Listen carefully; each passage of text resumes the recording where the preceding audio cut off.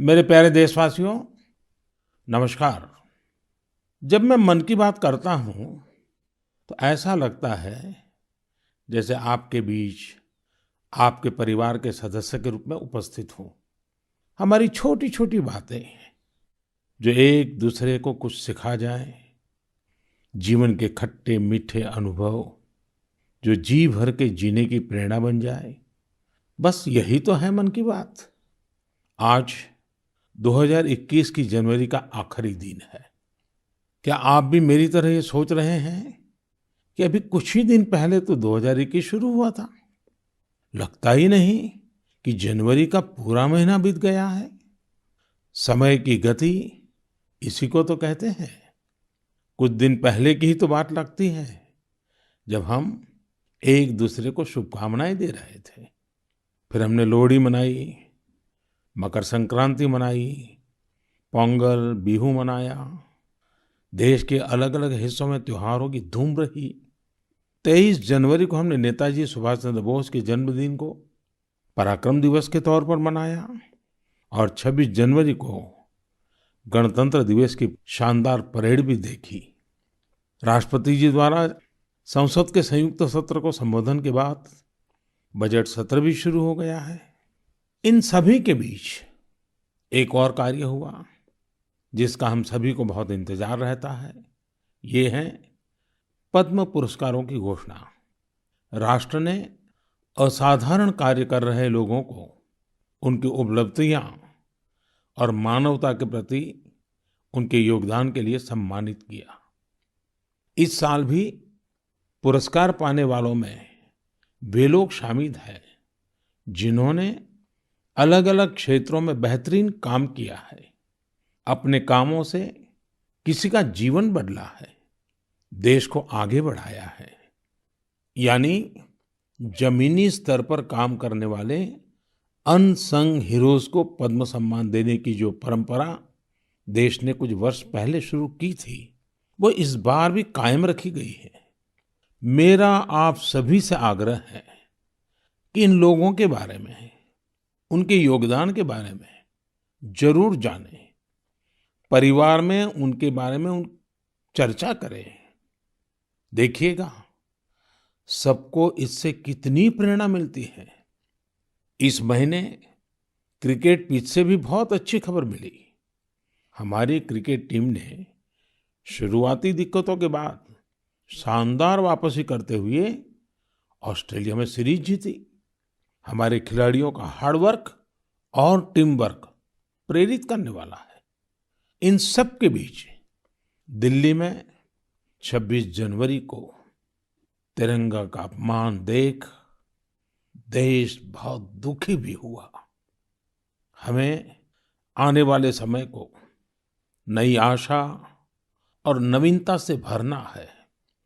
हमने पिछले साल असाधारण संयम और साहस का परिचय दिया। इस साल भी हमें कड़ी मेहनत करके अपने संकल्पों को सिद्ध करना है। अपने देश को और तेज गति से आगे ले जाना है। मेरे प्यारे देशवासियों, इस साल की शुरुआत के साथ ही कोरोना के खिलाफ हमारी लड़ाई को भी करीब-करीब 1 साल पूरा हो गया है।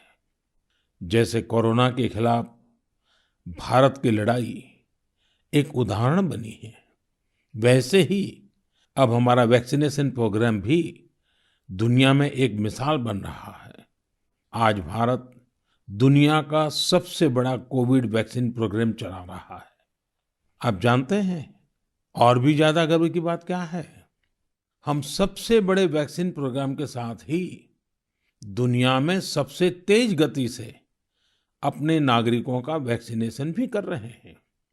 सिर्फ 15 दिन में भारत अपने 30 लाख से ज्यादा कोरोना वॉरियर का टीकाकरण कर चुका है, जबकि अमेरिका जैसे समृद्ध देश को इसी काम में 18 दिन लगे थे और ब्रिटेन को 36 दिन। साथियों, मेड इन इंडिया वैक्सीन आज भारत की आत्मनिर्भरता का तो प्रतीक है ही, भारत के आत्मगौरव का भी प्रतीक है। नमो ऐप पर यूपी से भाई हिमांशु यादव ने लिखा है कि मेड इन इंडिया वैक्सीन से मन में एक नया आत्मविश्वास आ गया है। मदुरई से कीर्ति जी लिखती हैं कि उनके कई विदेशी दोस्त उनको मैसेज भेजकर भारत का शुक्रिया अदा कर रहे हैं। कीर्ति जी के दोस्तों ने उन्हें लिखा है कि भारत ने जिस तरह कोरोना से लड़ाई में दुनिया की मदद की है, उससे भारत के बारे में उनके मन में इज्जत और भी बढ़ गई है। कीर्ति जी, देश का ये गौरवगान सुनकर मन की बात के श्रोताओं को भी गर्व होता है।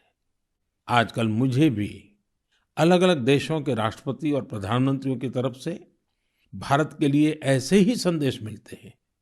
आपने भी देखा होगा, अभी ब्राजील के राष्ट्रपति ने ट्वीट करके जिस तरह से भारत को धन्यवाद दिया है, वो देखकर हर भारतीय को कितना अच्छा लगा। हजारों किलोमीटर दूर दुनिया के दूर सुदूर कोने के निवासियों को रामायण के उस प्रसंग की इतनी गहरी जानकारी है, उनके मन पर गहरा प्रभाव है। ये हमारी संस्कृति की विशेषता है। साथियों, इस वैक्सीनेशन कार्यक्रम में आपने एक और बात पर अवश्य ध्यान दिया होगा। संकट के समय में भारत दुनिया की सेवा इसलिए कर पा रहा है क्योंकि भारत आज दवाओं और वैक्सीन को लेकर सक्षम है, आत्मनिर्भर है। यही सोच आत्मनिर्भर भारत अभियान की भी है। भारत जितना सक्षम होगा, उतनी ही अधिक मानवता की सेवा करेगा, उतना ही अधिक लाभ दुनिया को होगा। मेरे प्यारे देशवासियों, हर बार आपके ढेर सारे पत्र मिलते हैं। नमो ऐप और माय गॉव पर आपके मैसेजेस, फोन कॉल्स के माध्यम से आपकी बातें जानने का अवसर मिलता है। इन्हीं संदेशों में एक ऐसा भी संदेश है जिसने मेरा ध्यान खींचा। ये संदेश है बहन प्रियंका पांडे जी का। 23 साल की बेटी प्रियंका जी हिंदी साहित्य की विद्यार्थिनी है और बिहार के सिवान में रहती है। प्रियंका जी ने नमो ऐप पर लिखा है कि वो देश के 15 घरेलू पर्यटन स्थलों पर जाने के मेरे सुझाव से बहुत प्रेरित हुई थी। इसलिए 1 जनवरी को वो एक जगह के लिए निकली जो बहुत खास थी। वे जगह थी उनके घर से 15 किलोमीटर दूर देश के पहले राष्ट्रपति डॉक्टर राजेंद्र प्रसाद जी का पैतृक निवास। प्रियंका जी ने बड़ी सुंदर बात लिखी है कि अपने देश की महान विभूतियों को जानने की दिशा में उनका ये पहला कदम था। प्रियंका जी को वहां डॉक्टर राजेंद्र प्रसाद जी द्वारा लिखी गई पुस्तकें मिली, अनेक ऐतिहासिक तस्वीरें मिली।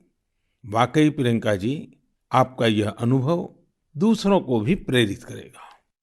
साथियों, इस वर्ष से भारत अपनी आजादी के 75 वर्ष का समारोह अमृत महोत्सव शुरू करने जा रहा है।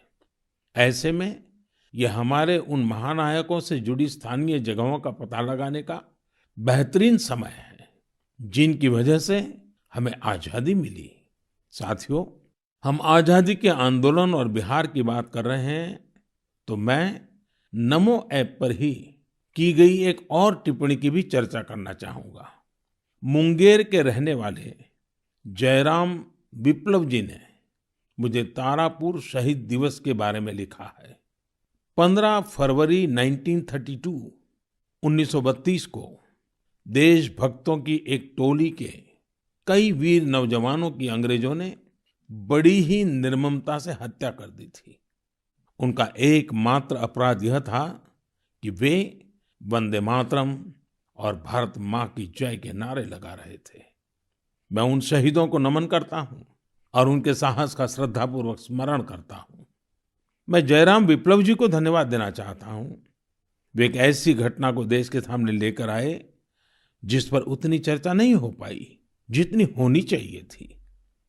मेरे प्यारे देशवासियों, भारत के हर हिस्से में, हर शहर, कस्बे और गांव में आजादी की लड़ाई पूरी ताकत के साथ लड़ी गई थी।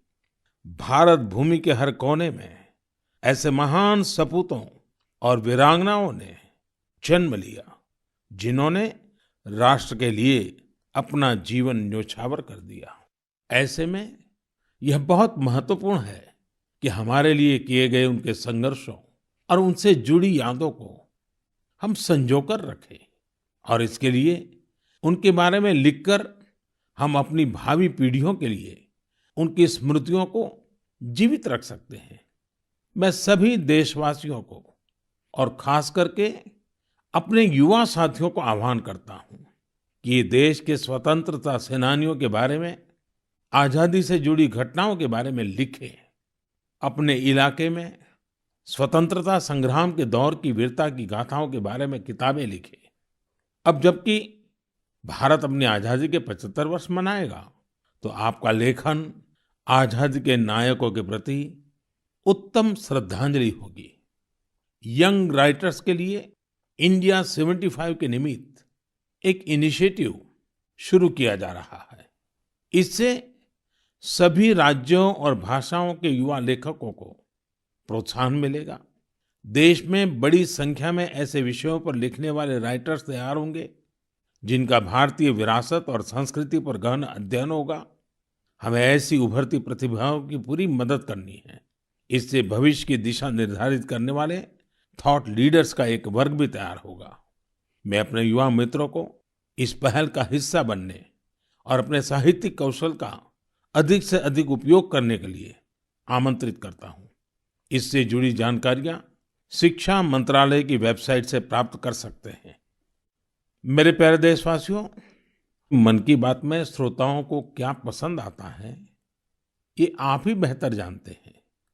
लेकिन मुझे मन की बात में सबसे अच्छा ये लगता है कि मुझे बहुत कुछ जानने, सीखने और पढ़ने को मिलता है।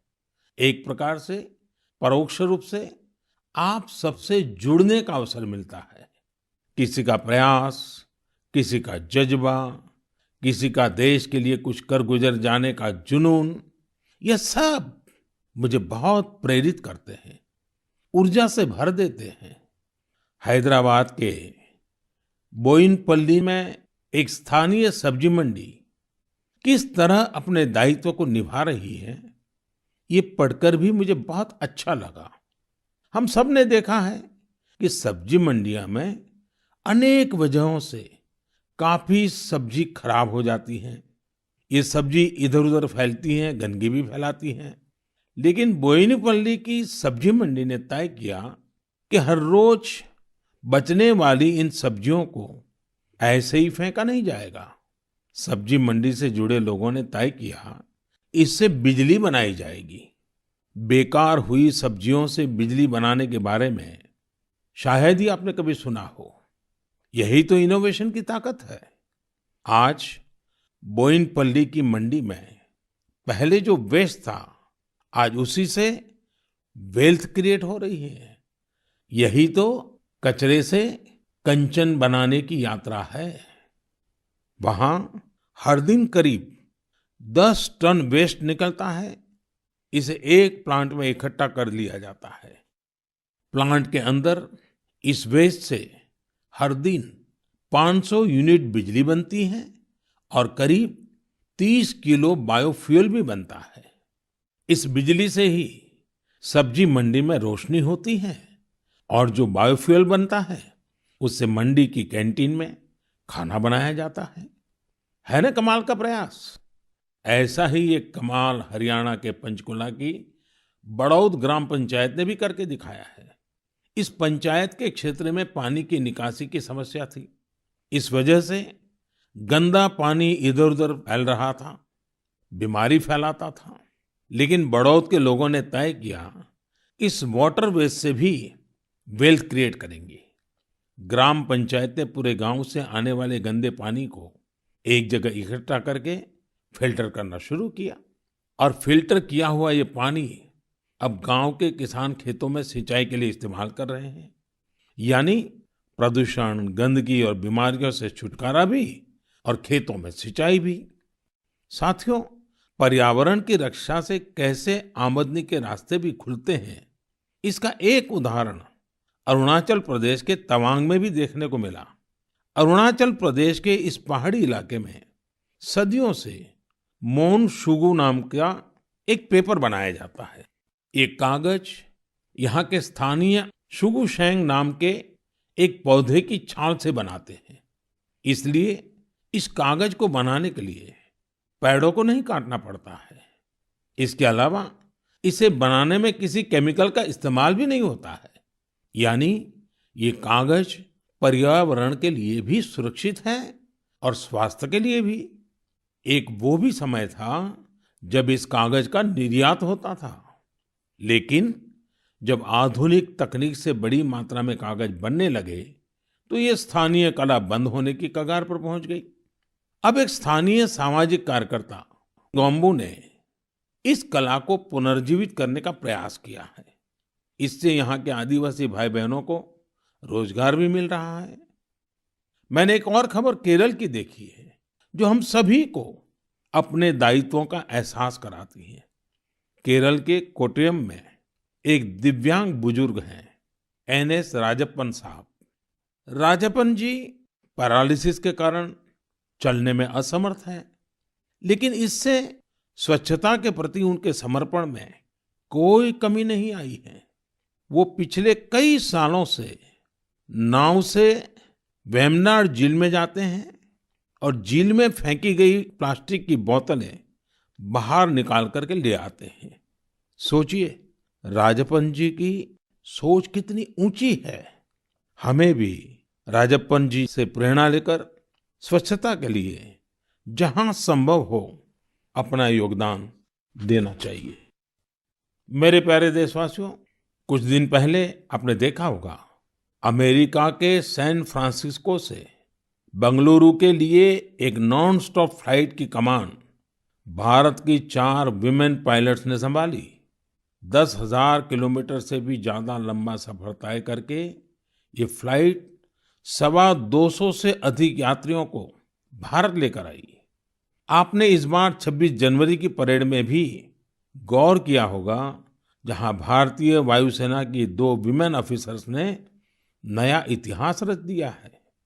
क्षेत्र कोई भी हो, देश की महिलाओं की भागीदारी लगातार बढ़ रही है। लेकिन अक्सर हम देखते हैं कि देश के गांवों में हो रहे इसी तरह के बदलाव की उतनी चर्चा नहीं हो पाती। इसलिए जब मैंने एक खबर मध्य प्रदेश के जबलपुर की देखी तो मुझे लगा कि इसका जिक्र तो मुझे मन की बात में जरूर करना चाहिए। ये खबर बहुत प्रेरणा देने वाली है।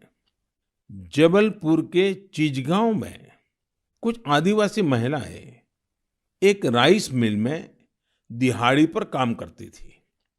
कोरोना वैश्विक महामारी ने जिस तरह दुनिया के हर व्यक्ति को प्रभावित किया, उसी तरह ये महिलाएं भी प्रभावित हुई। उनकी राइस मिल में काम रुक गया। स्वाभाविक है कि इससे आमदनी की भी दिक्कत आने लगी, लेकिन ये निराश नहीं हुई।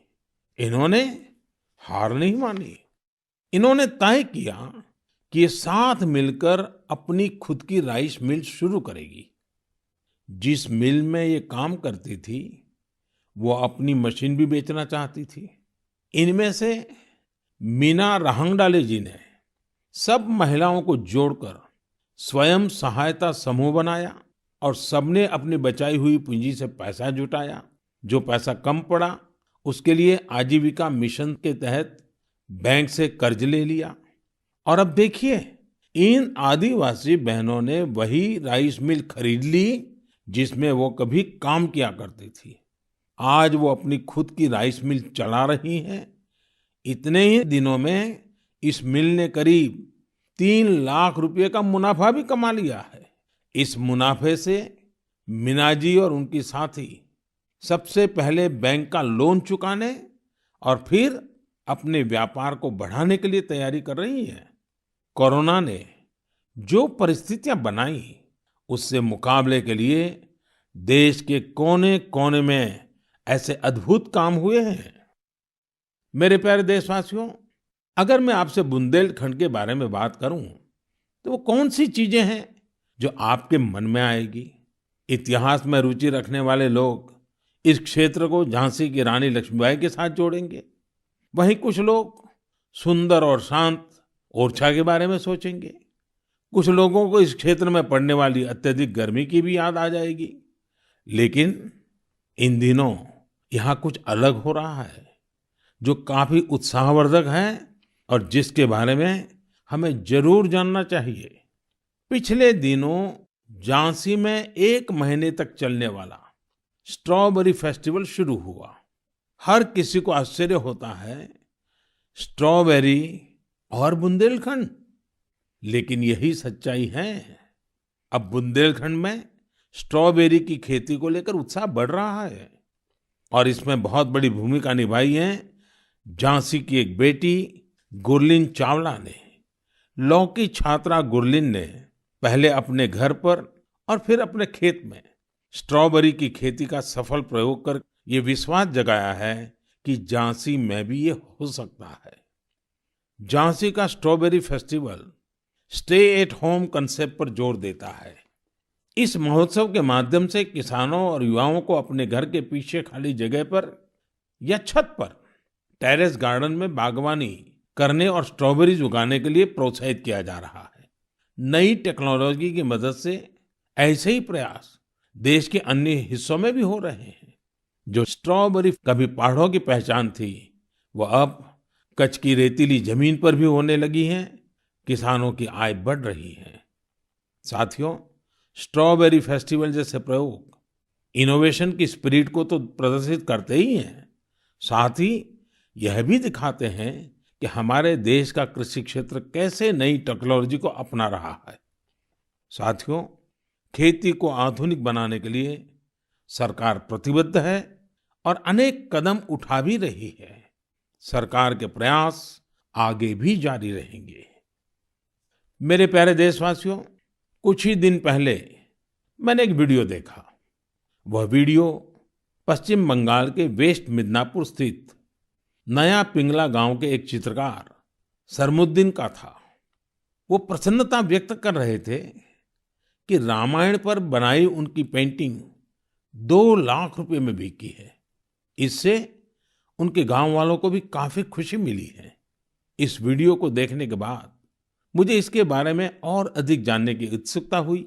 इसी क्रम में मुझे पश्चिम बंगाल से जुड़ी एक बहुत अच्छी पहल के बारे में जानकारी मिली, जिसे मैं आपके साथ जरूर साझा करना चाहूंगा। पर्यटन मंत्रालय के रीजनल ऑफिस ने महीने के शुरू में ही बंगाल के गांवों में एक इनक्रेडिबल इंडिया वीकेंड गेटवे की शुरुआत की। इसमें पश्चिम मिदनापुर, बांकुरा, बीरभूम, पुरुलिया, पूर्व बर्धमान, वहां के हस्तशिल्प कलाकारों ने विजिटर्स के लिए हैंडीक्राफ्ट वर्कशॉप आयोजित की। मुझे यह भी बताया गया कि इनक्रेडिबल इंडिया वीकेंड गेटवे के दौरान हैंडीक्राफ्ट्स की जो कुल बिक्री हुई, वो हस्तशिल्पकारों को बेहद प्रोत्साहित करने वाली है। देश भर में लोग भी नए नए तरीकों से हमारी कला को लोकप्रिय बना रहे हैं। ओडिशा के राउरकेला की भाग्यश्री साहू को देख लीजिए। वैसे तो वो इंजीनियरिंग की छात्रा है, लेकिन पिछले कुछ महीनों में उन्होंने पट्टचित्र कला को सीखना शुरू किया और उसमें निपुणता हासिल कर ली है। लेकिन क्या आप जानते हैं कि उन्होंने पेंट कहाँ किया? सॉफ्ट स्टोन्स पर। कॉलेज जाने के रास्ते में भाग्यश्री को ये सॉफ्ट स्टोन मिले। उन्होंने इन्हें एकत्र किया और साफ किया। बाद में उन्होंने रोजाना 2 घंटे इन पत्थरों पर पट्टचित्र स्टाइल में पेंटिंग की। वह इन पत्थरों को पेंट कर उन्हें अपने दोस्तों को गिफ्ट करने लगी। लॉकडाउन के दौरान उन्होंने बोतलों पर भी पेंट करना शुरू कर दिया। अब तो वो इस आर्ट पर वर्कशॉप भी आयोजित करती हैं। कुछ दिन पहले ही सुभाष बाबू की जयंती पर भाग्यश्री ने पत्थर पर ही उन्हें अनोखी श्रद्धांजलि दी। मैं भविष्य के उनके प्रयासों के लिए शुभकामनाएं देता हूं। आर्ट एंड कलर्स के जरिए बहुत कुछ नया सीखा जा सकता है, किया जा सकता है। झारखंड के दुमका में किए गए एक ऐसे ही अनुपम प्रयास के बारे में मुझे बताया गया। यहाँ मिडिल स्कूल के एक प्रिंसिपल ने बच्चों को पढ़ाने और सिखाने के लिए गांव की दीवारों को ही अंग्रेजी और हिंदी के अक्षरों से पेंट करवा दिया। साथ ही उसमें अलग-अलग चित्र भी बनाए गए हैं। इससे गांव के बच्चों को काफी मदद मिल रही है। मैं ऐसे सभी लोगों का अभिनंदन करता हूं जो इस प्रकार के प्रयासों में लगे हैं। मेरे प्यारे देशवासियों, भारत से हजारों किलोमीटर दूर, कई महासागरों, महाद्वीपों के पार एक देश है जिसका नाम है चिले। भारत से चिले पहुंचने में बहुत अधिक समय लगता है, लेकिन भारतीय संस्कृति की खुशबू वहां बहुत समय पहले से ही फैली हुई है। एक और खास बात यह है कि वहां पर योग बहुत अधिक लोकप्रिय है। आपको यह जानकर अच्छा लगेगा कि चिले की राजधानी सैंटियागो में 30 से ज्यादा योग विद्यालय हैं। चिले में अंतर्राष्ट्रीय योग दिवस भी बड़े ही उत्साह से मनाया जाता है। मुझे बताया गया है कि हाउस ऑफ डेप्यूटीज में योग दिवस को लेकर बहुत ही गर्मजोशी भरा माहौल होता है। कोरोना के इस समय में इम्यूनिटी पर जोर और इम्यूनिटी बढ़ाने में योग की ताकत को देखते हुए अब वे लोग योग को पहले से कहीं ज्यादा महत्व दे रहे हैं। चिले की कांग्रेस यानी वहां की पार्लियामेंट ने एक प्रस्ताव पारित किया है। वहां 4 नवंबर को नेशनल योगा डे घोषित किया गया है। अब आप ये सोच सकते हैं कि आखिर 4 नवंबर में ऐसा क्या है। 4 नवंबर 1962 को ही चिले का पहला योग संस्थान होजे राफाल एस्ट्राडा द्वारा स्थापित किया गया था। इस दिन को नेशनल योगा डे घोषित करके एस्ट्राडा जी को भी श्रद्धांजलि दी गई है।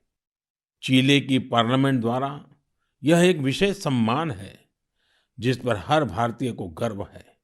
वैसे चिले की संसद से जुड़ी एक और बात आपको दिलचस्प लगेगी। चिले सीनेट के वाइस प्रेसिडेंट का नाम रविंद्रनाथ क्विंटेरॉस है।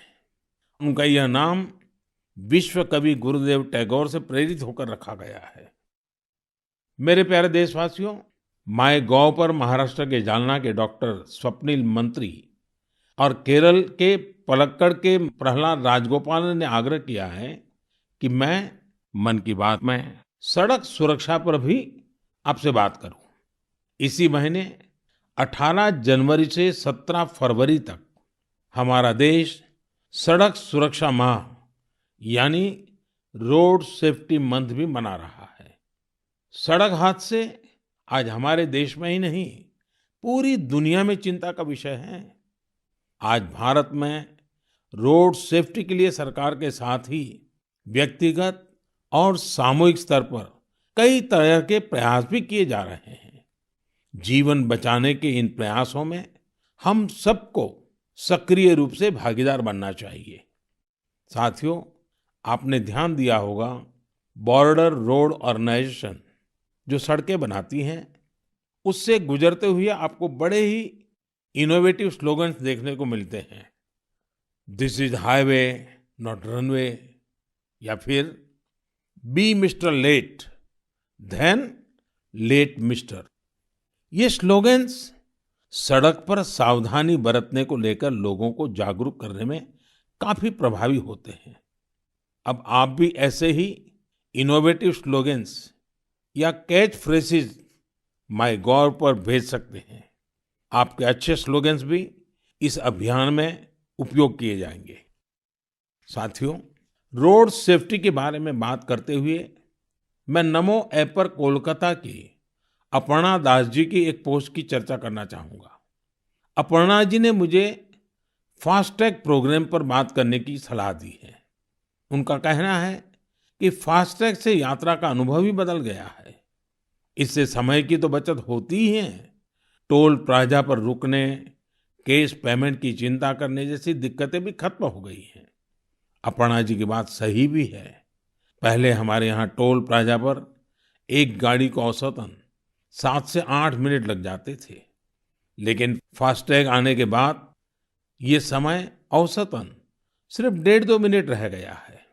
टोल प्लाजा पर वेटिंग टाइम में कमी आने से गाड़ी के ईंधन की बचत भी हो रही है।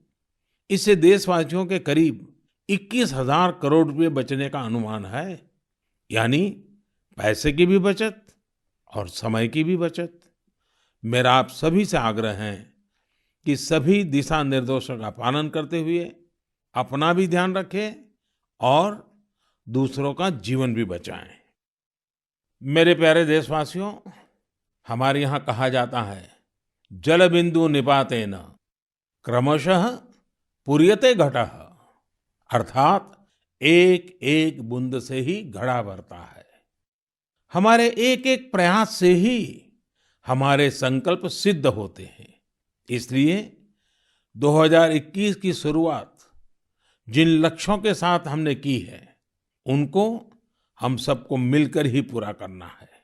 तो आइए हम सब मिलकर इस साल को सार्थक करने के लिए अपने अपने कदम बढ़ाएं। आप अपना संदेश, अपने आइडियाज जरूर भेजते रहिएगा। अगले महीने हम फिर मिलेंगे। इति विदा, पुनर्मिलनाय।